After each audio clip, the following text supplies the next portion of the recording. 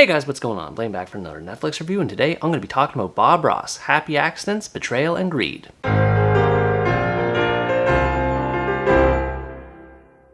For those of you who may not be aware, Bob Ross is one of the most famous painters to ever have lived in the past century or so. He hosted a series on PBS called The Joy of Painting, which ran for more than a decade and spanned 30 series, or seasons, depending on what word you want to use. Through this show, he achieved financial success and fame and inspired millions of people throughout the world to take up the art of painting. Sadly, he passed away at the age of 52 due to cancer and is fondly remembered for his love of nature and animals, his love that he had for his family, and of course, his love for the art of painting and inspiring others to see the joy behind it. With all of these redeeming qualities behind Bob Ross as a person, you might be wondering, based on this documentary's title, where exactly does Betrayal and Greed fit in? Well, as it happens, that's actually the main theme behind it. Unlike other Bob Ross documentaries that were a lot more lighthearted in presentation, this one is much darker in comparison, as it explores the dysfunctional relationship between Bob Ross and his business partners Annette and Walt Kowalski. So the first half of the documentary is more or less what you expect. It chronicles Bob Ross's life, beginning with his career in the military, and then him discovering a passion for oil painting, leaving the military behind to try and pursue painting as a career, and then crossing paths with Bill Alexander, who pioneered the wet-on-wet technique used for oil paintings, and then one thing leads to another, and he crosses paths with the Kowalski family, who helped set up his painting enterprise. Lots of stories and happy memories are exchanged during this part of the documentary, so contrary to its title, it isn't all doom and gloom. There are little hints spread throughout the first half of the documentary of what's to come, but it doesn't really take off until the second half, and that's when things really start to get nasty. Throughout the documentary, a common theme that's presented is that Ross is more interested in the painting aspect of the business, whereas the Kowalskis are more interested in the money aspect of the business. And due to their differing goals, this ends up creating a series of conflicts which escalate over time. And it's at this point of the review that I have to stop and say that if you were worried about Bob Ross's image being tarnished in any way, shape, or form whatsoever in this documentary, let me lay those fears to rest, because aside from some basic flaws which are understandable in the context of what's talked about in this documentary, he still comes across as the kind and gentle soul that we always knew him to be. It's emphasized repeatedly throughout the documentary that Bob Ross was pretty much the same person off camera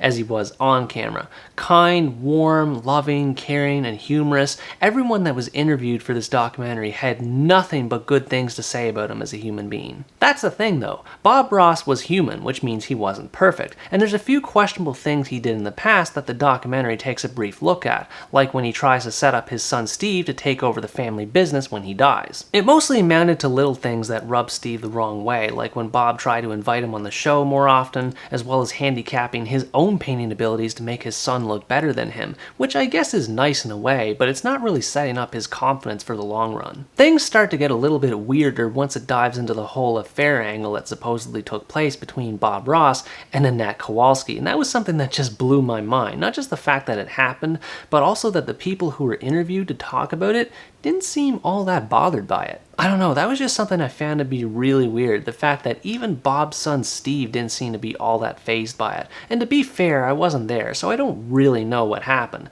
But if it were me, if it were my father cheating on my mother with someone else, I would be a lot more upset and bitter about it. Anyway, the point I'm trying to make here is that Bob Ross had flaws like everyone else, and I think the documentary does a great job of showcasing that. Just because he did a few bad things, that does not at all mean that he was a bad person. All the good things he had done in his life and put into this world pretty much overshadow those few bad things completely. The Kowalskis, on the other hand, are a totally different story. I'm not going to spend as much time talking about them as I did with Bob earlier, but I want to point out that if even just half the things that are said about the Kowalskis in this documentary are true, then I'm of the opinion that they are a truly despicable, disgusting family. There are little things like the Kowalskis making more money off of Bob Ross by slapping his name and likeness on different kinds of merchandise like lunchboxes, toothbrushes, Chia Pets, different things like that, and I'm not really bothered all that much by that sort of stuff. I mean, you saw earlier in the thumbnail that I have a Bob Ross bobblehead. Even though Bob Ross didn't want his name and likeness to be used on all his merchandise and the documentary makes a real strong case against it,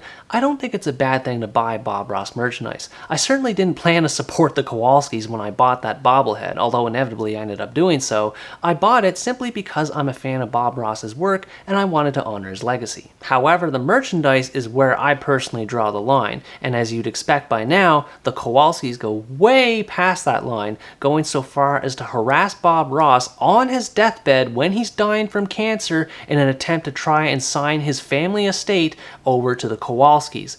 Oh my god, what were they thinking? And that's just the cherry on top of this whole thing. There were all kinds of arguments that occurred behind the scenes between Bob and the Kowalskis, like how Bob wanted his paint to be made and sold a certain way, and the Kowalskis were having none of it. They just wanted to make it and sell it right away. They just didn't care. They didn't care about anything related to Bob's craft and painting. They just wanted to make money. Perhaps the most horrifying thing that the Kowalskis did to Bob's legacy, however, is that according to a former staff member of the parent company for Bob Ross Inc., he stumbled upon a worker who was forging a Bob Ross painting, signature and all, and attempting to sell it as a genuine Bob Ross work of art. I can't quite adequately express the depth of my disgust for what the Kowalskis did here. It'd be one thing if they were being transparent about it and they mentioned that they were selling it as a copy or a reprint, that sort of thing. That'd be all well and good. But the fact that they are not only trying to sell that as an actual painting that was actually painted by Bob Ross, but the fact also that Annette Kowalski claims to be the only person in the world who can verify if a painting was actually painted by Bob Ross or not.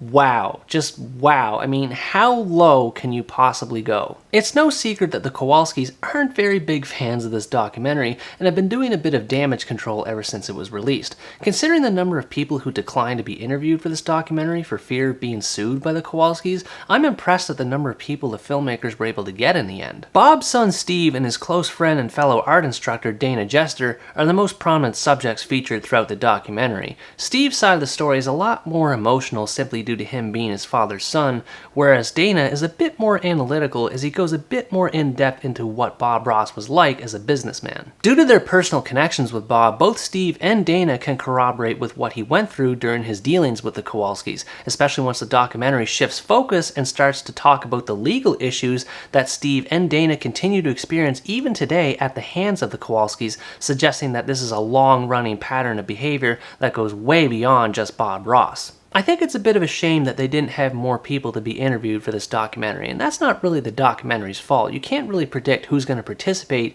and who's not. However, I still think it would have benefited the documentary greatly if it had a few more people to be interviewed to provide context behind the betrayal and greed bits that pertain to the Kowalskis, rather than saving it all for the last half of the movie and then making the first half of the movie to be more or less a biography. This being said though, there were still a lot of interesting stories told by its subjects that I thoroughly enjoyed, especially the fiasco involving Gary and Catherine Jenkins and how their flower art business was essentially plagiarized and stolen from them by Annette Kowalski. This goes to show that this problem, once again, goes way beyond just Bob Ross, and that there's a system of corruption that's set in stone that continues to affect multiple people's livelihoods to this day. Overall, Happy Accidents, Betrayal and Greed isn't as grim as its title makes itself out to be, but it still succeeds in providing a unique take on an iconic figure in the art world. I highly recommend anyone who's a Bob Ross fan to check out this documentary, especially if you're looking for one that's a bit more different in tone and is more investigative in nature.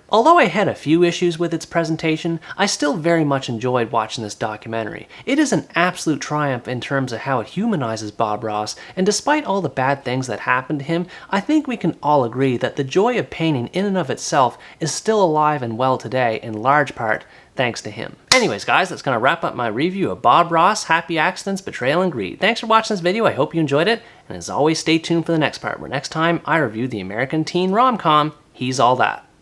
Bye bye!